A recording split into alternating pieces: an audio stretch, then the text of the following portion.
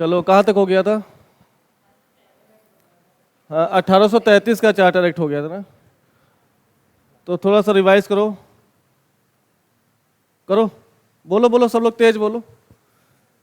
देखो, अंग्रेजों की कंपनी भारत कब आई? ब्रिटिश ईस्ट इंडिया कंपनी 1600 में आई। 1600 में जब भारत आई तो उसका उद्देश्य क्या था? व्यापार करना, और कंपनी आराम से व्यापार करती रही, ठीक। लेकिन जब 1765 यानी बक्सर के युद्ध के बाद अंग्रेजों ने भारत की राजनीति में प्रवेश कर लिया और बंगाल, बिहार और उड़ीसा की दीवानी प्राप्त कर ली। उसके बाद जो भी इन 3 क्षेत्रों से राजस्व इकट्ठा होता था वो किसके पास जा रहा था? अंग्रेजी कंपनी के कर्मचारियों के पास। ये जो पैसा का कलेक्शन था वो ब्रिटेन नहीं जा रहा था, कहाँ रुक रहा था? उनकी पॉकेट्स में। अब इस वजह से जो 7 साल का टाइम बीता, 1765 से लेकर 1772, इन 7 सालों में कंपनी ने अकूत धन की प्राप्ति की, लेकिन वह धन ब्रिटेन ना जाकर कहाँ रह गया? कर्मचारियों के पास। इस वजह से कंपनी दिवालियापन के कगार पर आ गई। यहां तक बात हो गई थी। जब कंपनी दिवालिया हो गई तो कंपनी लोन लेने कहाँ गई? ब्रिटिश सरकार के पास। और ब्रिटिश सरकार ने कहा कि हम आपको लोन दे देंगे, लेकिन शर्त यह है कि पहले हम एक कमेटी के गठन के माध्यम से कंपनी के कार्यों की जांच करवाएंगे, और अगर पाया कि कंपनी वाकई भ्रष्टाचारी हो रही है तो हम उसको रेगुलेट करने के लिए एक एक्ट पास कर देंगे। इस समिति का गठन किसकी अध्यक्षता में हुआ था? लॉर्ड नॉर्थ की अध्यक्षता में एक कमेटी बनी, और कमेटी ने भारत जाकर अध्ययन किया, और अध्ययन के माध्यम से पाया कि वास्तव में कर्मचारी क्या कर रहे हैं? भ्रष्टाचार कर रहे हैं और कई सारे गलत कामों में लिप्त हैं। जैसे वो देसी राजाओं से घूस भी ले रहे हैं, वो देसी राजाओं से गिफ्ट भी ले रहे हैं, और सारा गिफ्ट और घूस कहाँ जा रहा है?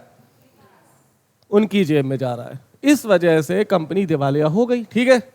और इस कंपनी के कर्मचारियों को नियंत्रित करने के लिए, उन पर रेगुलेशन स्थापित करने के लिए ब्रिटिश सरकार ने पहली बार एक्ट प्रस्तुत किया, जिसे हम किस नाम से जानते हैं? 1773 का रेगुलेटिंग एक्ट। हाँ या ना? यानी पहली बार भारतीय इतिहास में यह पहला मौका था जब कंपनी के कार्यों को रेगुलेट करने की जरूरत पड़ी। अगर बक्सर की युद्ध के बाद बंगाल, बिहार, उड़ीसा की दीवानी ना मिलती तो शायद हो सकता है 1773 का रेगुलेटिंग एक्ट ना आता, ठीक है। इस जैसे ही ये एक्ट आया, भारत में काम करने लगा। इस काम करने के संदर्भ में इस एक्ट में क्या थी? कुछ कमियां थी। जैसे सुप्रीम कोर्ट की स्थापना इस एक्ट के तहत हो रही है, लेकिन सुप्रीम कोर्ट भी अलग विधि बना रहा है, और गवर्नर जनरल तथा उसकी काउंसिल भी क्या कर रही है? अलग विधि बना रही है। ऐसे में अगर विधि में कोई विवाद हो जाए तो उस विवाद का निपटारा कौन करेगा? इसका उल्लेख इस प्रावधान में नहीं था। दूसरी कमी क्या थी? कि मद्रास और बॉम्बे के गवर्नर जनरल को बंगाल के गवर्नर जनरल के अधीन कर दिया गया, लेकिन किन कामों को वो मानेगा, किन बातों को मानेगा, इसका उल्लेख नहीं था। तो दोनों के मध्य क्या हो जाएगा? विवाद हो जाएगा। तीसरा क्या था? कि गवर्नर जनरल, उसकी काउंसिल अगर कोई निर्णय लेगी तो निर्णय लेने का आधार क्या होगा? बहुमत। यानी 5 लोग में से 3 लोग एक पक्ष पर सहमत हों।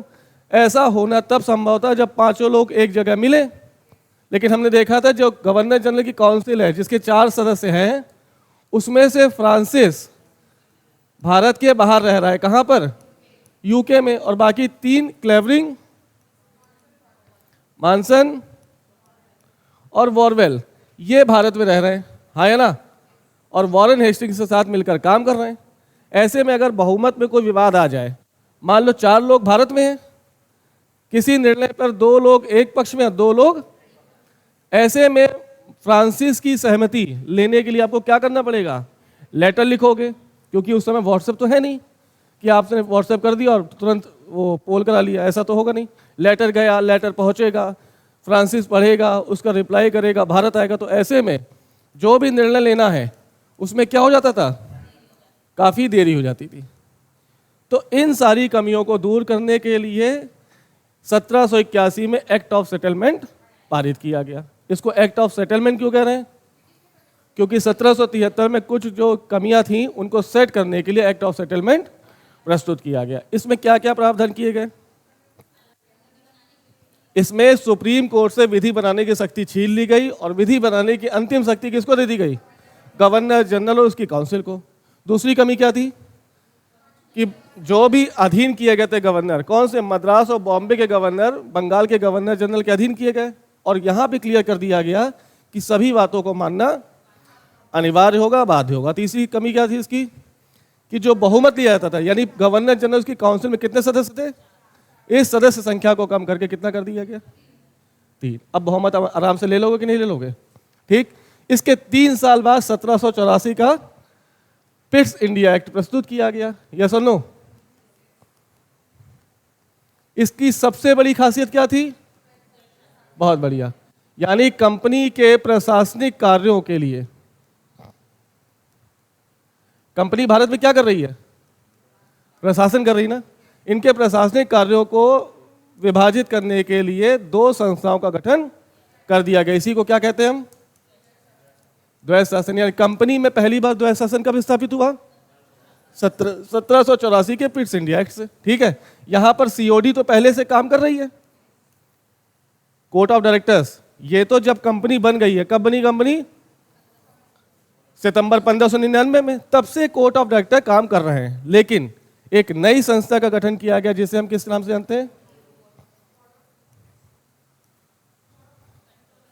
हाँ, बोर्ड ऑफ कंट्रोल। और द्वैध शासन के माध्यम से दोनों संस्थाओं को बराबर शक्ति दे दी गई। ठीक है। यह सबसे बड़ा प्रावधान कब किया गया? 1784 के पिट्स इंडिया एक्ट में।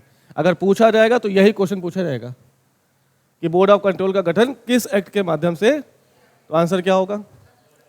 ये सब चीजें रटने वाली बातें हैं, क्योंकि हर साल क्वेश्चन भारत के संवैधानिक विकास से क्वेश्चन आता है।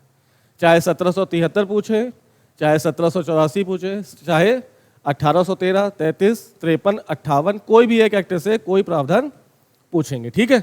इसके बाद हमने क्या देखा था? 1786 और 93 का एक्ट।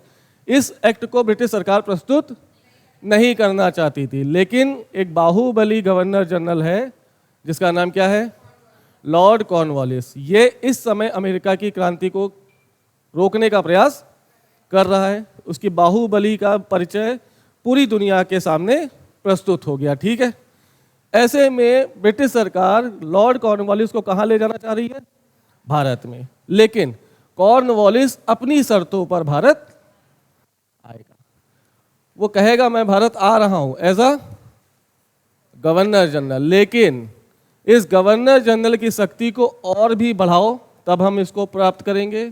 साथ साथ गवर्नर जनरल जो बनेगा वो कमांडर इन चीफ का पद भी लेगा। अगर ये शर्तें आपको स्वीकार हैं तो हम भारत आने के लिए तैयार। ब्रिटिश सरकार ने एक्ट लाया, कौन सा? 1786 का। और इस 86 के एक्ट में गवर्नर जनरल के साथ साथ कमांडर इन चीफ के पद का सृजन कर दिया। और कॉर्नवालिस एक ऐसा शख्स है जिसने पहली बार कमांडर इन चीफ के पद को धारण किया। 1793 में इस चीज को परमानेंट कर दिया गया। यानी जो भी भारत का गवर्नर जनरल होगा वह स्वतः कमांडर इन चीफ का पद धारण कर लेगा। यहां तक कोई दिक्कत थी? नेक्स्ट एक्ट क्या था? 1813 का एक्ट। 1813 का एक्ट पढ़ने से पहले हमने कहा था कि इस समय विश्व में उपयोगितावाद का प्रभाव शुरुआत हो गई है। उपयोगितावाद की उपयोगितावाद क्या है? इसके तहत यह कहा जा रहा है कि शासन और शासितों के मध्य एक सामंजस्य होना चाहिए। यदि आप शासन कर रहे हैं तो यह आपका कर्तव्य है कि जिसके ऊपर शासन कर रहे हैं उनके भी हितों का कल्याण आपको करना पड़ेगा। और इस परिप्रेक्ष्य में 1813 का एक्ट प्रस्तुत किया गया, जिसके प्रमुख प्रावधान क्या थे? पहला, भारतीयों की शिक्षा के लिए 1 लाख रुपए का बजट प्रस्तुत कर दिया गया। दूसरा, कंपनी के जो एक अधिकार है व्यापार पर, उसको खत्म करने की शुरुआत हो गई। लेकिन चाय और चीन के व्यापार को छोड़कर जितनी भी वस्तुओं पर व्यापार कर रही है ब्रिटिश कंपनी, उसके एकाधिकार को खत्म कर दिया गया और कहा गया अब कोई भी कंपनी आए और भारत में व्यापार कर सकती है, बशर्ते चीन और चाय और चीन के साथ व्यापार आपको नहीं करना। ये अधिकार अभी भी किसके पास रहेगा? ब्रिटिश ईस्ट इंडिया कंपनी के पास। ठीक है, फिर इसके बाद 20 और इसमें एक और प्रावधान किया गया कि जो व्यापारिक एकाधिकार है, यानी व्यापार करने की जो परमिशन है, किसके पास है? BIC के पास। इसको 20 सालों के लिए बढ़ा दिया गया। ठीक है, क्यों बढ़ाया गया होगा?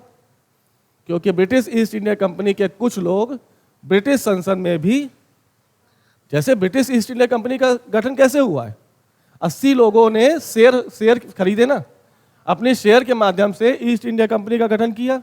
अब जो शेयर यहाँ लगा रहे हैं, ये 80 सदस्य में से कुछ सदस्य ब्रिटिश संसद के भी सदस्य हैं। तो बताओ, वो लोग चाहेंगे कि कंपनी का व्यापारिक एकाधिकार खत्म हो जाए? क्योंकि फायदा कहाँ से हो रहा है? इस वजह से उन्होंने 20 वर्ष की समय सीमा को बढ़ा दिया। ये बात समझ में आ गई। फिर 20 वर्ष बाद कौन सा एक्ट आएगा? 1833 का चार्टर एक्ट। इसमें क्या क्या किया गया बताओ?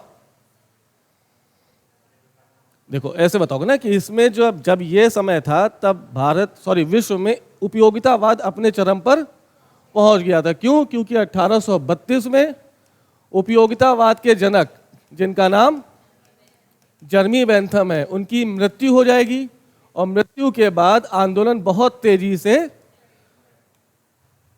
प्रसारित हो जाएगा। ठीक है, जिसमें सबसे बड़ा महत्वपूर्ण योगदान किसका है? JS मिल का। इनके उपयोगितावादी विचारधारा से 1833 का एक्ट पूरी तरह से प्रभावित दिखाई देगा, हाँ या ना? और यही वह एक्ट है जिसमें पहली बार भारतीयों के लिए भी कुछ हित और कल्याण की बातें की जाएंगी। पहला, भारत में स्थित सती प्रथा जैसी कुरीतियों का अंत किया गया। हो गया कि नहीं हो गया? किसने किया? इस समय भारत का गवर्नर जनरल कौन है? William Bentinck. ये बंगाल का अंतिम गवर्नर जनरल भी है ना? दूसरा, बंगाल के गवर्नर जनरल पद को खत्म करके क्या कर दिया गया? उस व्यक्ति को भारत का गवर्नर जनरल बना दिया गया और इस पद पर बैठने वाला पहला व्यक्ति विलियम बेंटिक। इसी के प्रयासों से सती प्रथा का अंत हो गया। कहां पर? इसका क्या क्या था? सबसे पहले 1828 में कहां से सती प्रथा खत्म हुई? बंगाल। उसके बाद 1830 कहां से? बॉम्बे से। और उसके बाद 1832 से कहां से? मद्रास से। यानी पूरे भारत में सती प्रथा खत्म करने से पहले सबसे पहली बार सती प्रथा का अंत कहां से हुआ? उसके बाद और जब ये तीनों एक्सपेरिमेंट सफल होगा अंग्रेजों के, तब 1833 में की धारा 17 के तहत संपूर्ण भारत से सती प्रथा का अंत कर दिया गया। राजा राम मोहन राय के प्रयास हम धार्मिक सुधार आंदोलन के तहत पढ़ेंगे। ठीक है, इसके बाद दूसरा क्या था इसमें प्रावधान? अब पूरी तरह से कंपनी के व्यापारिक एकाधिकार को खत्म कर दिया गया, चाहे वो चीन हो, चाहे वो चाय के साथ व्यापार हो, हाँ या ना? अब कहा गया कि विदेशी भी भारत में व्यापार कर सकते हैं, बस एक लाइसेंस लेना पड़ेगा। और क्या प्रावधान थे हमने देखे इसमें? हाँ, अच्छा हाँ, एक चीज और, जो गवर्नर जनरल की काउंसिल थी 1773 के रेगुलेटिंग एक्ट में इसकी संख्या कितनी थी? 4। इसको कम कब किया गया? 1781। कितनी कर दी गई? 3। पुनः 1833 के चार्टर एक्ट में इसकी संख्या पुनः 4 कर दी गई और एक नए सदस्य को जोड़ दिया गया। वो क्या सदस्य है? ठीक है, वो विधिक सदस्य है, हाँ है ना? यानी पहली बार विधिक सदस्य की संकल्पना कहां प्रस्तुत की गई? 1833 के चार्टर एक्ट में, और इसको एक विधि आयोग का अध्यक्ष बना दिया गया, जिसका काम क्या था कि भारत की बिखरी हुई विधियों को संकलित करे और एक नई विधि का सृजन कर दे। ठीक है, यानी ये किसके लिए काम हो रहे हैं? भारतीयों के लिए। यानी ये किस विचारधारा से प्रभावित है? उपयोगितावाद। समझ में आ गई बात यहाँ तक? एक और प्रावधान था, क्या था वो? हाँ, पहली और तीसरी और लास्ट प्रावधान था कि जो सिविल सेवा में भेदभाव है उसको भी खत्म करने का प्रयास किया गया। चाहे ब्राह्मण हो, चाहे क्षत्रिय हो, चाहे वैश्य हो, चाहे शूद्र हो, सबके लिए एक समान पद की बात। हालांकि ये सिर्फ डॉक्यूमेंटेशन है, रियल में अंग्रेज कभी भी भेदभाव खत्म करने के पक्ष में, उनका तो उद्देश्य ही था कि क्या करो, बांटो और राज करो। समझ में आ गई बात? तो ये लिखित है, ये सिर्फ विश्व को दिखाना है कि देखो हम उपयोगितावाद के प्रभाव से बहुत प्रभावित हैं और हम भारत में वाकई विकास कार्य करने की ओर अग्रसर हो रहे हैं। उद्देश्य ऐसा बिल्कुल नहीं था। ठीक है, नेक्स्ट देखो, अब शुरू करते हैं आज का टॉपिक, 1853 का चार्टर एक्ट। ये 10 मिनट रिवाइज हो गया ना पूरा, अब पकड़ पाओगे ना इसको? चलो, अब इस 1853 के चार्टर एक्ट में सबसे बड़ी बात क्या की गई, देखो समझो। ये 1853 का चार्टर एक्ट ये इस समय प्रस्तुत किया जा रहा है जब उपयोगितावाद अपने और भयानक चरम पर आ गया और उपयोगितावादी कह रहे हैं कि शासक करने वाला व्यक्ति या शासक करने वाली संस्था जिन पर शासन कर रही है उनके भी हितों का कल्याण करना पड़ेगा। लेकिन जैसे ही ब्रिटिश ईस्ट इंडिया कंपनी की बात आती है तो देखा गया कि जब इसका गठन हुआ उसके बाद से लेकर कुछ कार्यों को छोड़कर ब्रिटिश ईस्ट इंडिया कंपनी ने भारतीयों के लिए कोई काम, तो पहली बार 1853 के एक्ट में कहा गया कि इस संस्था को या इस कंपनी को खत्म करा, कंपनी को समाप्त किया जाएगा यदि इसने ऐसी कोई भी एक बात कर दी जो भारतीयों के हित में ना हो। अगर ऐसी बात कर दी तो तुरंत कंपनी को खत्म कर दिया जाएगा। तो ये किस एक्ट में कहा गया, ये याद रखना। पहली बार ये दस्तावेजीकरण हुआ कि यदि कंपनी ने अब कोई बदतमीजी की तो उस कंपनी को तुरंत समाप्त कर दिया। ये आदेश कौन दे रहा है?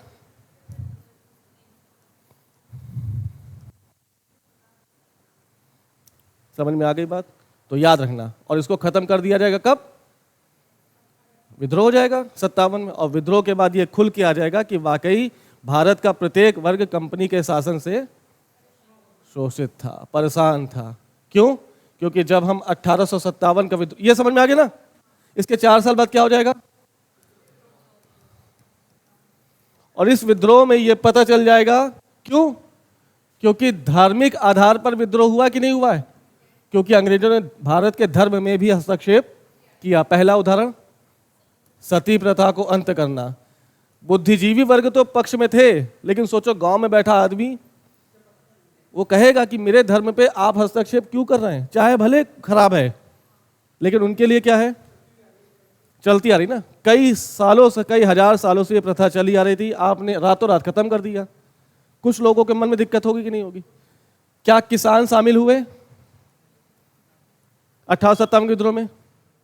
परमानेंट सेटलमेंट लागू हो चुका कि नहीं हो चुका है? महल वाली व्यवस्था, रैयत वाली व्यवस्था, इन सब से किसान प्रभावित नहीं होंगे? ये भी कूदे। क्या जमींदार प्रभावित थे?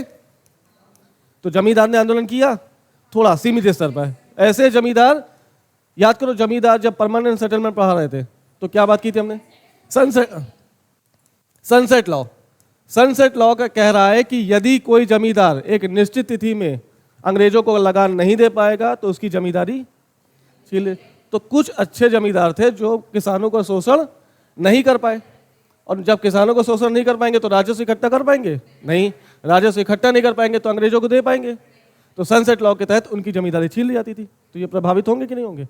तो जमींदार का एक छोटा वर्ग भी 1857 के विद्रोह में शामिल हो। इस तरह से सभी लगभग सभी वर्ग, चाहे वो देसी रियासत के राजा हों, ये थे कि नहीं थे? कैसे? हाँ बिल्कुल, जैसे झांसी की रानी लक्ष्मीबाई, ये किसके लिए लड़ रही हैं? अपने क्षेत्र के लिए। बहादुर शाह जफर अपने मुगल सत्ता को बनाए रखने के लिए, और बेगम हजरत महल, नाना साहब, तात्या टोपे, जगदीशपुर के कुंवर सिंह, ये सब क्या है? ये छोटी छोटी रियासतों के राजा हैं और अपनी रियासत को बचाने के लिए सब 1857 के विद्रोह में कूद जाएंगे। और जैसे विद्रोह होगा ब्रिटिश सरकार को समझ में आ जाएगा कि वास्तव में भारत के सभी वर्ग ब्रिटिश ईस्ट इंडिया कंपनी के शासन से शोषित थे, अतः अब इसको क्या कर दो, समाप्त कर दो। समझ में आ गई बात? लेकिन समाप्त करने की पहली बार बात कब की गई, ये याद रखना। खत्म कब किया गया, 57 के विद्रोह के बाद। एक नया अधिनियम आएगा जिसको हम किस नाम से जानेंगे,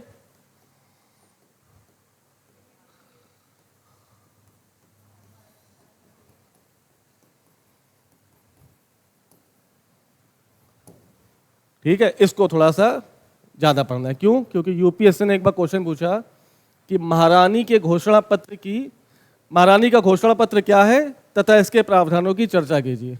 तो क्या है महारानी का घोषणा पत्र? ये तो तुमको अब पता चल गया ना कि यही होगा। पहले विश्वास मानो मेंस देने वालों को ये पता ही नहीं था कि महारानी का घोषणा पत्र किसको कह रही है। ये इसी 1858 के भारत शासन अधिनियम की बात कर रहा है। ये कैसे होगा ये बताएंगे, ठीक है। ये थोड़ा सा बड़ा टॉपिक है, थोड़ा देखना। इसमें कई सारे प्रावधान किए गए। कब प्रस्तुत किया गया, 1858। लेकिन थोड़ा सा परिचय देखो इसका। विद्रोह होने से पहले 12 फरवरी 1857 को, इस समय ब्रिटेन का प्रधानमंत्री कौन है? हाँ, गुड, पामस्टन, ठीक है। ये ब्रिटिश प्रधानमंत्री हैं 12 फरवरी। अच्छा, विद्रोह कब हो रहा है? 1857 में 365 दिन है, किसी एक दिन विद्रोह होगा ना। कब हो रहा है? यानी पहली बार 29 मार्च 1857 को बैरकपुर की छावनी से विद्रोह की शुरुआत कौन थे? और 10 अप्रैल को इनको फांसी पर लटका दिया गया, ठीक है। 11 मई को कहां पहुंच गया?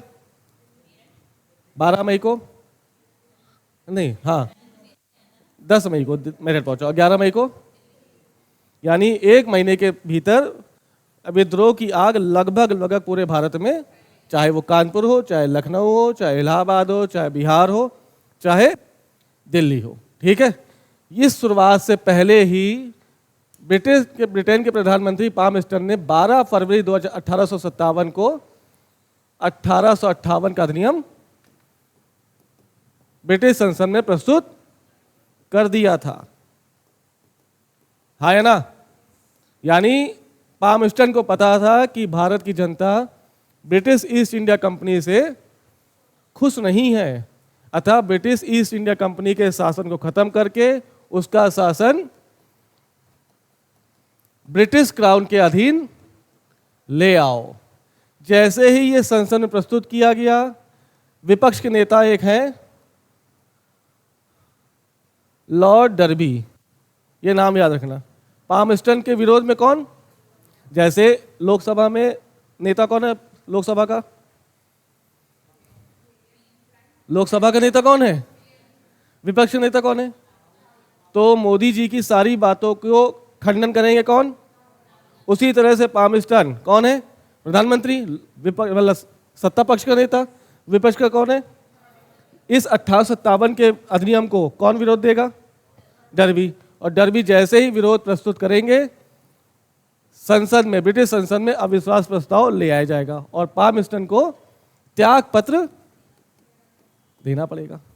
यानी जो 1858 का भारत शासन अधिनियम है वो पहले ही प्रस्तुत हो जाता, लेकिन कुछ कारणों से पामस्टन को त्याग पत्र देना पड़ा, ठीक है।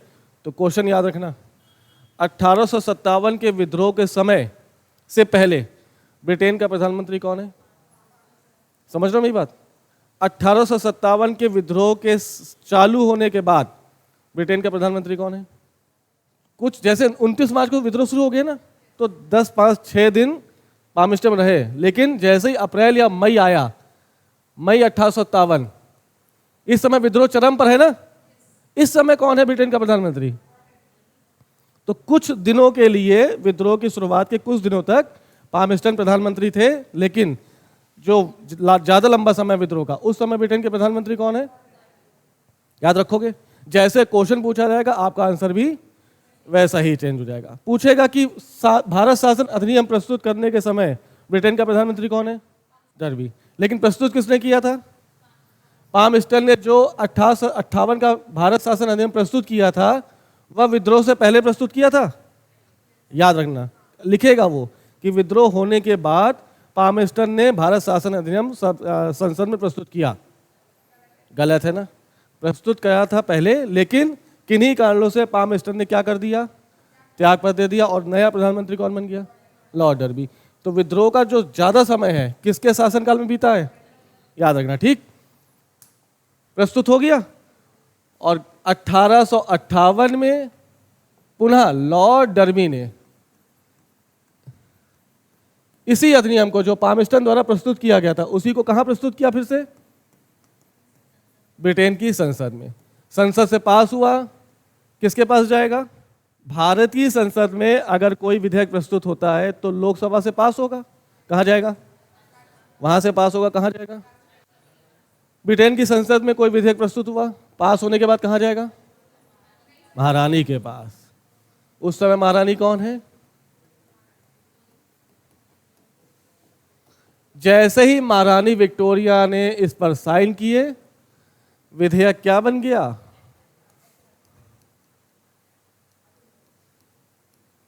हाँ है ना? और इसी अधिनियम को लागू करने के लिए लंदन में एक दरबार बुलाया गया। किसकी अध्यक्षता में? महारानी विक्टोरिया। और उसी दरबार में इन्होंने क्या कहा कि हम भारत की स्वतंत्रता का मैग्ना कार्टा प्रस्तुत कर रहे हैं।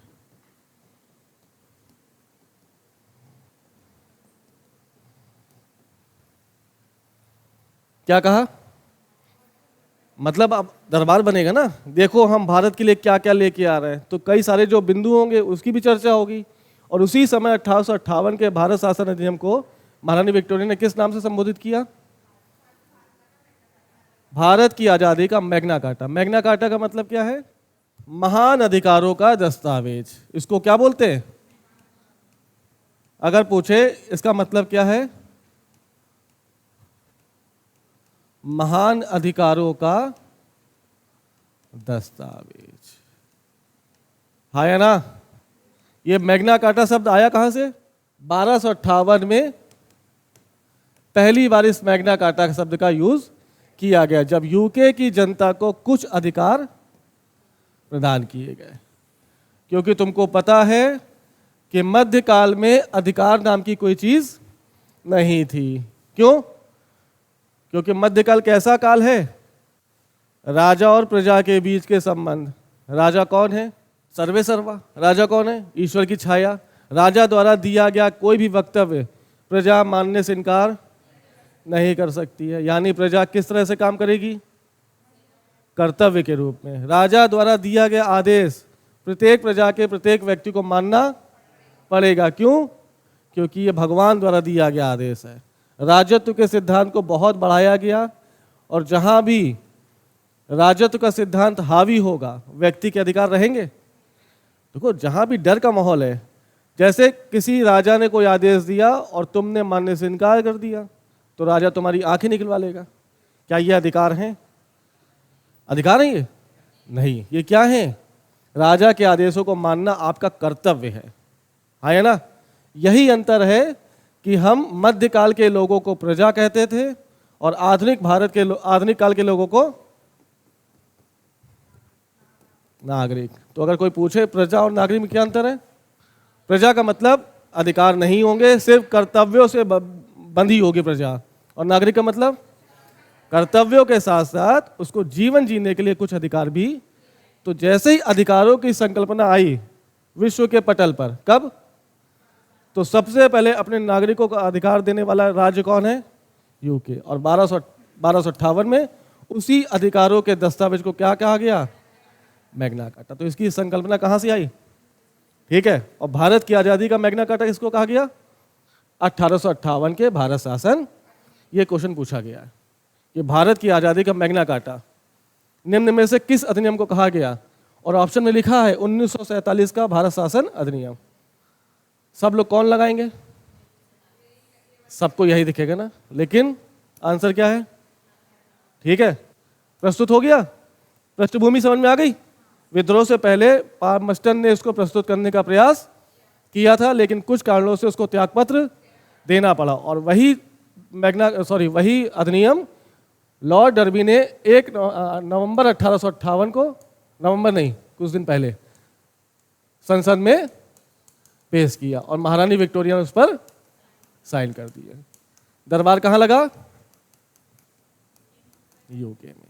इसी यूके के दरबार में क्या कहा गया कि यह भारत शासन अधिनियम भारत की आजादी का मैग्ना कार्टा है। जैसे ही यूके में लगा, भारत में लाना था ना इसको, ये लागू कहाँ होगा? भारत में यार। भारत शासन अधिनियम कहाँ लागू होगा? और 1 नवंबर 1958 को, इस समय भारत का गवर्नर जनरल कौन है? कैनिंग। गुड। लॉर्ड कैनिंग ने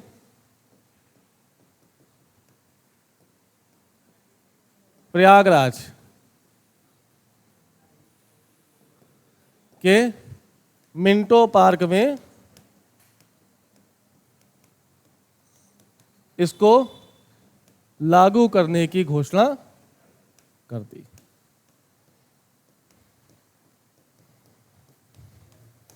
अठारह का जो भारत शासन अधिनियम है वो भारत में कब लागू हुआ? इसकी घोषणा किसने की? ये कौन है? भारत का अंतिम गवर्नर जनरल। क्यों? क्योंकि इसके बाद जैसे ही शासन लागू होगा, governor general change into Bharat का वायसराय। समझ में आया? तो भारत का अंतिम गवर्नर जनरल कौन? Lord Canning. भारत का प्रथम वायसराय कौन? जो व्यक्ति गवर्नर जनरल के पद पर है और गवर्नर जनरल का पद खत्म हो गया, तो जो बैठा व्यक्ति वही तो गवर्नर जनरल होगा अंतिम। तो भारत का अंतिम गवर्नर जनरल कौन है? और वायसराय का पद का सृजन कब हुआ? इसको खत्म करने के बाद। तो भारत का प्रथम वायसराय कौन है? वही व्यक्ति होगा जो भारत का अंतिम गवर्नर जनरल होगा। समझ पाई मेरी बात? इसको, इस प्रावधान को क्या किया गया? लागू कर दिया गया। किसको? 1858 के भारत शासन अधिनियम को। तो क्या क्या प्रावधान थे? पहला, गवर्नर जनरल के खत्म करके वायसराय पद का सृजन कर दिया गया। समझ में आएगी बात? दूसरा, गवर्नर जनरल के पद को खत्म कर वायसराय कर दिया गया। दूसरा चेंजमेंट क्या किया गया कि अब कंपनी के शासन को समाप्त कर दिया गया और शासन किसके अधिकार में चला गया? ब्रिटिश क्राउन के अधीन ले आया गया। दूसरा चेंज समझ में आ गया? कंपनी के जो एकाधिकार, कंपनी के शासन को खत्म करने की बात किस एक्ट में कही गई पहली बार? खत्म कब किया गया? 1858 के कंपनी के शासन का अंत, और कंपनी का शासन किसके हाथों में चला गया? समझ में आ गई बात? पक्का? हाँ, ब्रिटिश क्राउन के पास पहुंच गया। क्या किया गया उसके बाद? नेक्स्ट प्रावधान है द्वैध शासन की समाप्ति। द्वैध शासन कौन सा? वही 1784 वाला। इस 1784 में सीओडी और बीओसी का गठन किया गया था। सीओडी पहले से थी, लेकिन बीओसी का गठन, इसको खत्म कर दिया गया, यानी इसको बिल्कुल खत्म कर दिया गया। सीओडी को थोड़ी सांसें दे के जीवित रखा गया। ठीक, नेक्स्ट देखो, इसमें भारत सचिव और भारत परिषद नाम के नए पदों का सृजन। कौन? भारत सचिव, यानी पूरे भारत का सचिव, और उसकी सहायता के लिए भारत परिषद, जिसके सदस्यों की संख्या कितनी होगी? 15। इन 15 सदस्यों को नियुक्ति का अधिकार किसके पास? दोनों के पास। 8 सदस्यों को ब्रिटिश सरकार यानी विक्टोरिया द्वारा नियुक्त किया जाएगा और 7 सदस्यों को कोर्ट ऑफ डायरेक्टर्स द्वारा नियुक्त किया जाएगा। लेकिन हटाने का अधिकार इनको नहीं दिया गया। हटाने का अधिकार किसके पास? और यही कारण है कि ब्रिटिश संसद सबसे शक्तिशाली रूप में उभर कर आ गई। किसी भी आधार पर इन 15 सदस्यों में से किसी भी व्यक्ति को हटाया जा सकता था। आ गई बात समझ में? पक्का? उसके बाद एक नया प्रावधान, ये देखो, 1857 का विद्रोह में धार्मिक चीजें जुड़ी थी कि नहीं जुड़ी थी? यानी अगर अंग्रेज धर्म में हस्तक्षेप ना करते तो हो सकता है पुजारी वर्ग, मौलवी वर्ग ये विद्रोह में शामिल ना होता। लेकिन अंग्रेजों ने क्या किया? धर्म पे हस्तक्षेप किया, यानी सती प्रथा को अंत करना कुछ लोगों के लिए बुरा लगा होगा, उनको हजम नहीं हुआ होगा। इसके बाद 1858 में विक्टोरिया ने कसम खाई कि हम भारतीय धर्म के मामले में क्या रहेंगे? हस्तक्षेप नहीं रहेंगे। धर्म में अगर बीच में उंगली करोगे तो पक्की बात है आपको रिटेलिएशन का सामना करना पड़ेगा। तो ब्रिटिश ईस्ट इंडिया कंपनी ने जो गलती की थी वो अब ब्रिटिश सरकार गलती नहीं करेगी। तीसरा, ठीक है, एक और, समानता का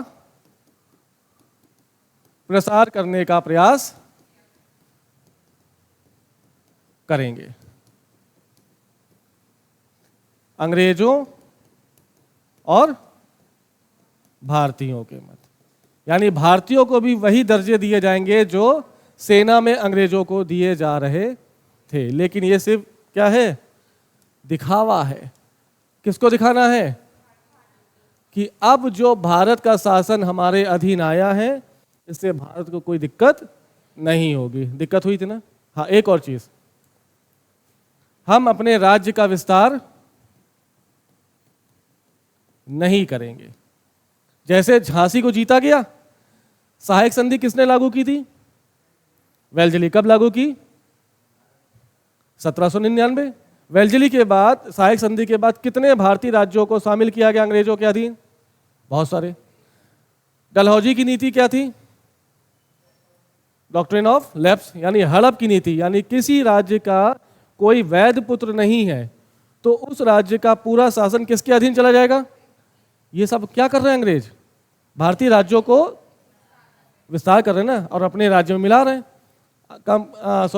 महारानी ने कहा कि अब ऐसा नहीं किया, लेकिन हुआ ना, उसके बाद भी कई राज्य मिलाए गए। तो ये क्या है? सिर्फ दिखावा। ठीक है, पक्का? तो ये सब चीजें थी जिसमें प्रावधान के तहत अब पूरी तरह से जो कंपनी शासित कर रही थी पूरे भारत को, वो किसके अधीन हो गया? ठीक है, कितना क्या क्या देखा? 1853 के एक्ट में क्या देखा था हमने? हाँ, यहाँ पे क्या है? 1853 का उपयोगितावाद से बहुत प्रभावित है, यानी इस समय उपयोगितावाद विश्व में अपने चरम पर पहुंच चुका है। तो श्योर था कि इस एक्ट में उपयोगितावाद साफ साफ दिखाई देगा, और दिखाई दिया। क्या दिखाई दिया? क्या था जो बताया? ठीक है, इसमें क्या क्या प्रावधान किए थे बताए हैं? नहीं बताए ना? चलो देख लो, थोड़े से प्रावधान, कुछ चेंज हुआ है ना? ये बताओ, ये था विधिक सदस्य, ये कब बन रहा है? इससे पहले वाला कौन है? यह विधि सदस्य गवर्नर जनरल की काउंसिल का परमानेंट सदस्य नहीं था। कब? 1833 में इस विधिक सदस्य को परमानेंट सदस्य बना दिया गया। किसमें? 1853 के चार्टर एक्ट में। और इसका काम क्या था? भारत की बिखरी हुई विधियों को संकलित करके एक नया संकलन तैयार करना। इसकी सहायता के लिए कितने लोग हैं 1833 में? भाई गवर्नर जनरल, उसकी काउंसिल के लोग। लेकिन इसकी सदस्य संख्या को क्या, यानी विधान बनाने का कार्य किसको दिया गया?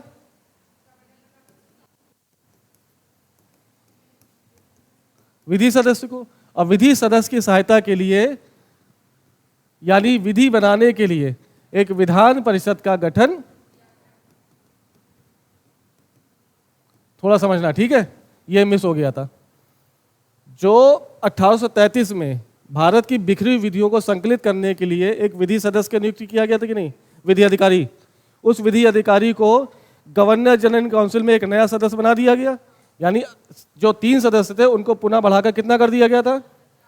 4 तो कर दिया गया था, लेकिन इस 4 में से इस व्यक्ति को परमानेंट सदस्य नहीं बनाया गया था। इसे परमानेंट सदस्य बनाने का अधिकार 1853 के एक्ट में लाया गया। तो पहला प्रावधान, विधि सदस्य को क्या बना दिया गया? परमानेंट। इसका काम क्या है? विधि का निर्माण करना। इस विधि के निर्माण में विधि सदस्य की सहायता के लिए एक विधान परिषद का गठन, और इस विधान परिषद में कितने सदस्य थे? 12। इन 12 सदस्यों का काम क्या है? भारत में विधि का निर्माण करना। हाँ, 4 को मिला के, बिल्कुल 4 को मिला के टोटल सदस्य संख्या कितनी हो गई? 12। अब इन 12 लोगों का काम क्या है? विधि का निर्माण करना। कहां पर? भारत में। कौन सी विधि? वर्तमान में विधि कौन बना रही है? यानी संसद का पहला रूप ये दिखा, 24 से 18 कर दी गई, इसी में कर दी। हाँ हाँ, ये समझ में आई बात? पक्का? हाँ हाँ, जहां से लेजिस्लेचर दिख रही है हमको, वर्तमान की लेजिस्लेचर कहां से बनती दिखाई दी? 1853 के विधान परिषद के गठन से। ठीक है। एक और प्रावधान था, जो कोर्ट ऑफ डायरेक्टर्स है, इसकी सदस्य संख्या कितनी थी? 24। इसको इस एक्ट के तहत कम कर दिया गया। कितना? 18। ये छोटा प्रावधान था। ठीक है। तो 3 प्रावधान याद रखना 1853 के। पहला क्या है? जो विधि सदस्य नया बना था, यानी जब गवर्नर जनरल की काउंसिल की सदस्य संख्या 3 से बढ़कर 4 हो गई थी 1833 में, लेकिन वह विधि सदस्य परमानेंट सदस्य नहीं था। इसको परमानेंसी कब दी गई?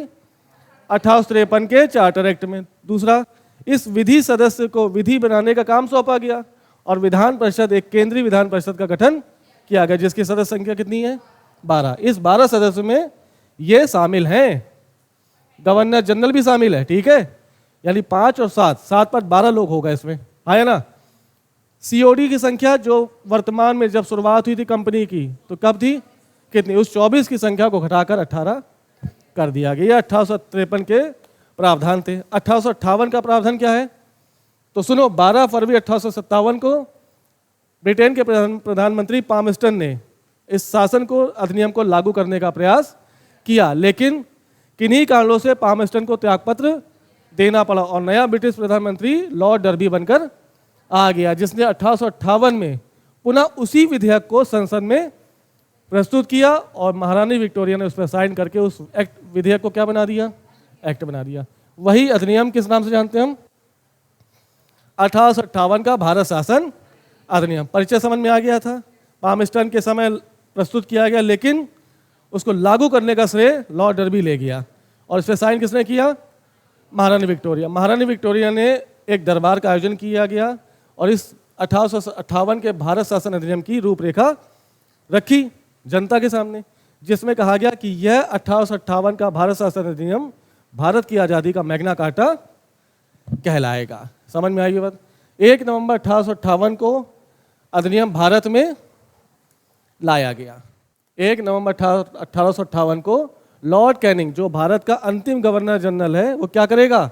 प्रयागराज के मिंटो पार्क में इसकी घोषणा कर देगा और इसको लागू कर देगा। ठीक है। किसको? 1858 के भारत शासन अधिनियम को। इसके प्रावधान क्या थे?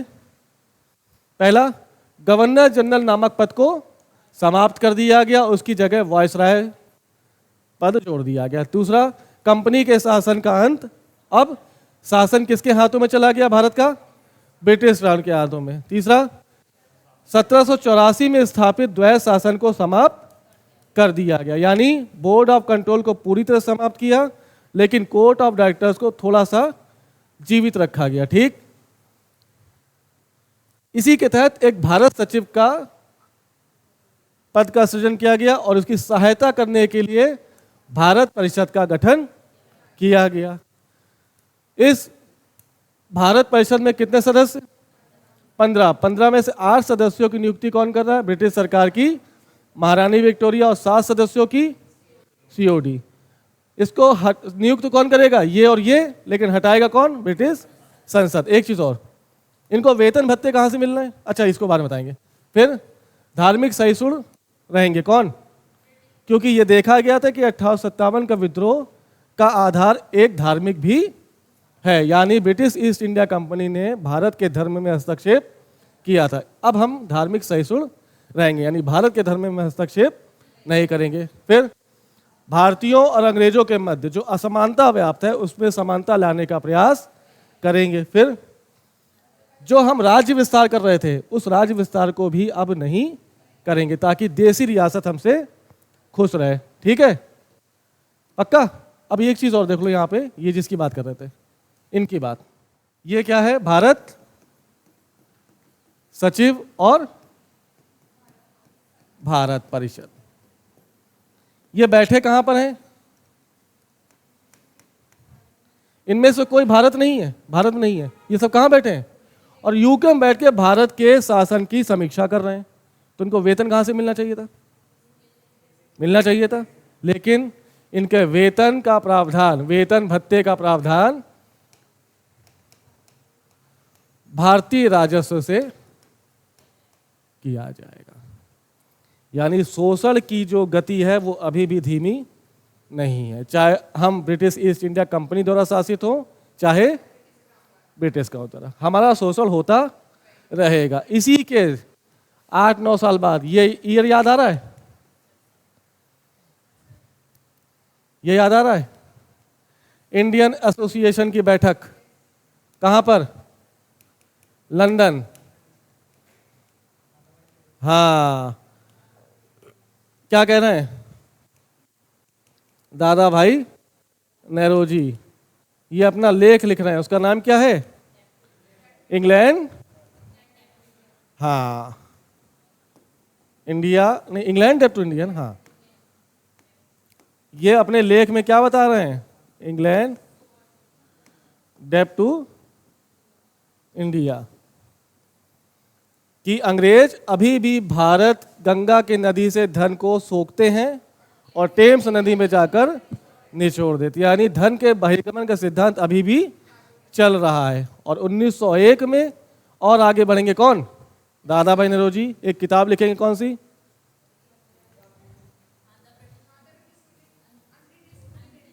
The poverty of un British rule in India. और इसमें कहेंगे कि हाँ, वास्तव में भारत से धन का पूरी तरह से निष्कासन हो गया है। भारत पूरी तरह से क्या हो गया है? खाली हो गया, गरीब हो गया, भूखमरी से शिकार हो गया है। और इस समय वर्तमान में भारत की प्रति व्यक्ति आय कितनी है? 20 रुपए वार्षिक। सोचो, वही भारत जो कभी सोने की चिड़िया था, उसकी आज स्थिति क्या हो गई? सारा पैसा कहाँ चला गया? टेम्स नदी के किनारे, गंगा से सोखा गया और टेम्स नदी पर निचोड़ दिया गया। ठीक है, अब कल से ब्रिटिश क्राउन के अधीन जो भी वो आए अधिनियम, यानी 1862 का, 92 का, 61-62 एक ही है, 92 का, 1909 का, 1919 का, 1935 का और 1947 का। कितने हो गए? 2 क्लास में खत्म हो जाएगा। ठीक है, चलो ओके। हाँ, ये सब चीजें ये याद रखना। इनका पैसा ये बैठ नहीं रहे भारत में, ये कहाँ पर हैं, लेकिन पैसा ये यहाँ से ले रहे हैं, अपनी सैलरी। पैसा मतलब अभी भी धन चूसा जा रहा है, किसका? भारतीय होगा। ठीक है, चलो ओके, बाकी मिलते हैं कल हम लोग, हैं।